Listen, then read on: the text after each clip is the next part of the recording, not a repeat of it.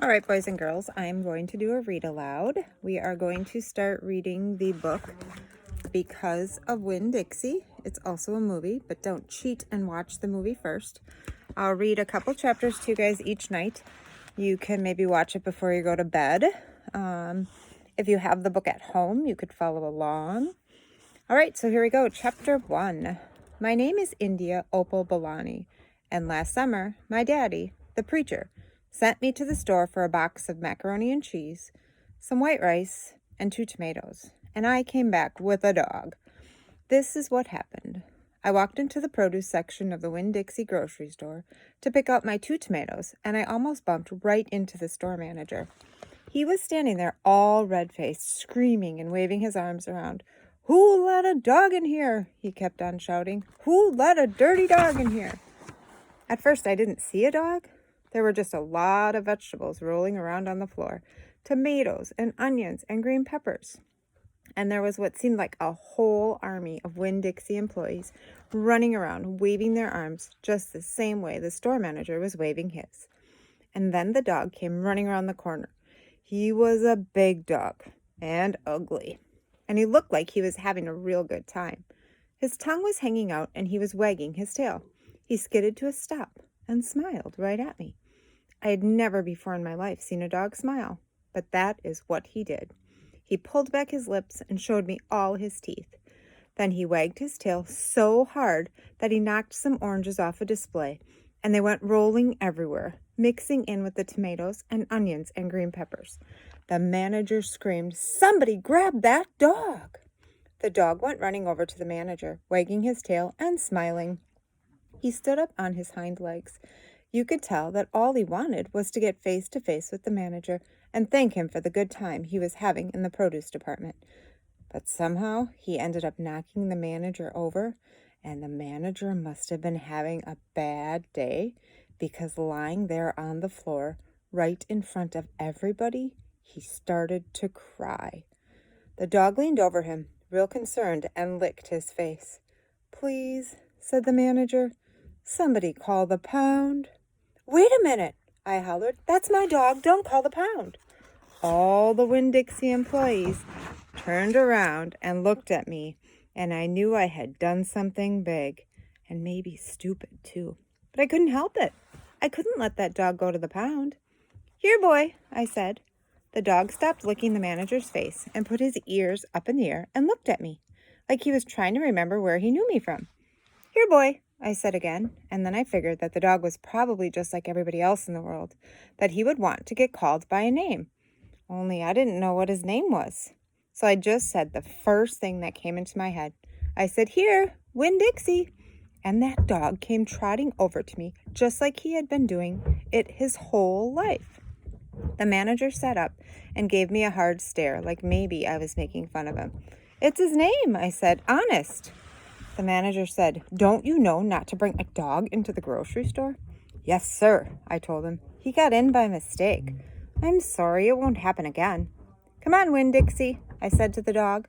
I started walking, and he followed along behind me as I went out of the produce department and down the cereal aisle and past all the cashiers and out the door.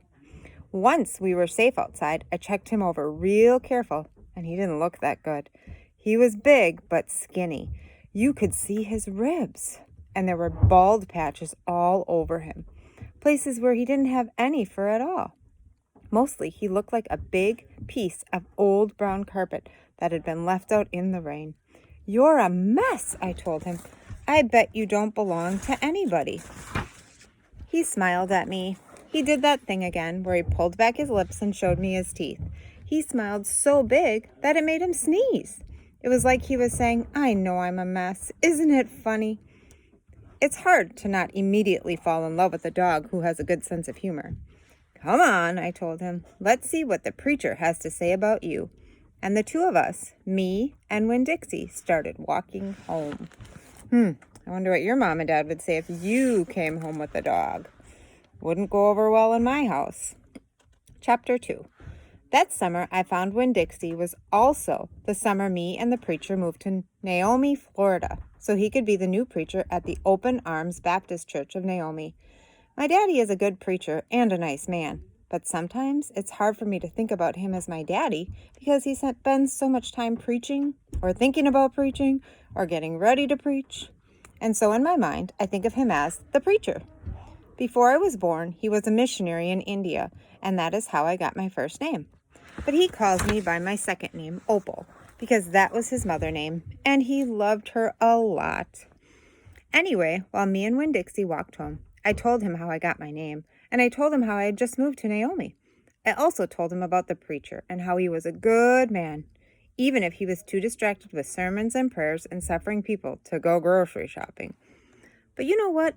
I told Winn-Dixie, you are a suffering dog, so maybe he will take to you right away. Maybe he'll let me keep you. Winn-Dixie looked up at me and wagged his tail. He was kind of limping, like something was wrong with one of his legs.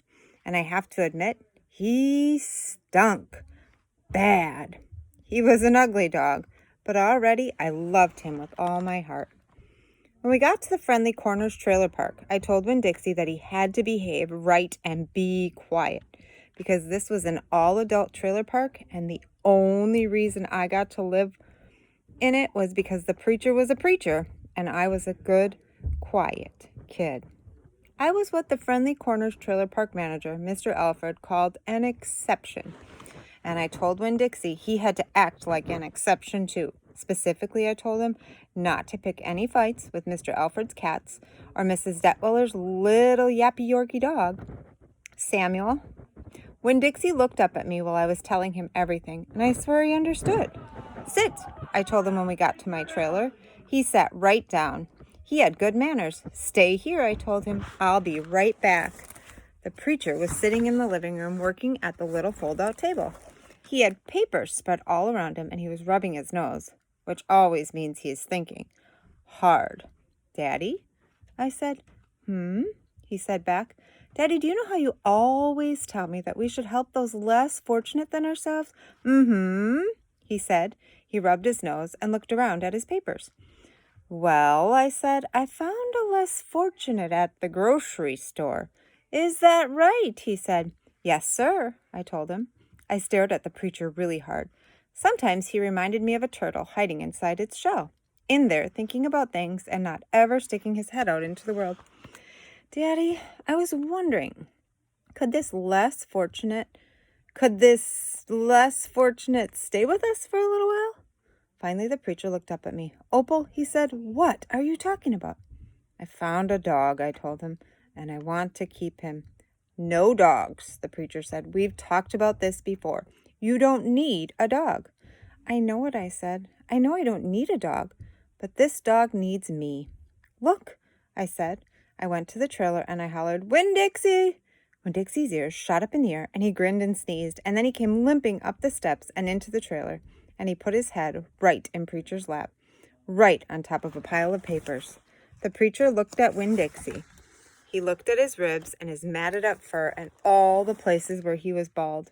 The preacher's nose wrinkled up. Like I said, the dog smelled pretty bad. Winn-Dixie looked up at the preacher. He pulled back his lips and showed the preacher all of his crooked, yellow teeth and wagged his tail and knocked some of the preacher's papers off the table. Then he sneezed and some more papers fluttered to the floor. What did you call this dog? The preacher asked. Winn-Dixie, I whispered. I was afraid to say anything too loud. I could see that Winn-Dixie was having a good effect on the preacher.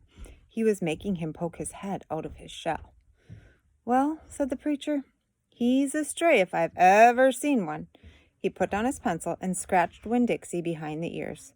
And a less fortunate, too, that's for sure. Are you looking for a home? The preacher asked real soft to Winn-Dixie. Winn-Dixie wagged his tail. Well, the preacher said, I guess you've found one. So surprise, the preacher's gonna let her keep the dog. I guess we'll have to see. I have a feeling that Winn-Dixie's gonna cause some problems. All right, I will read some more tomorrow. Bye, guys.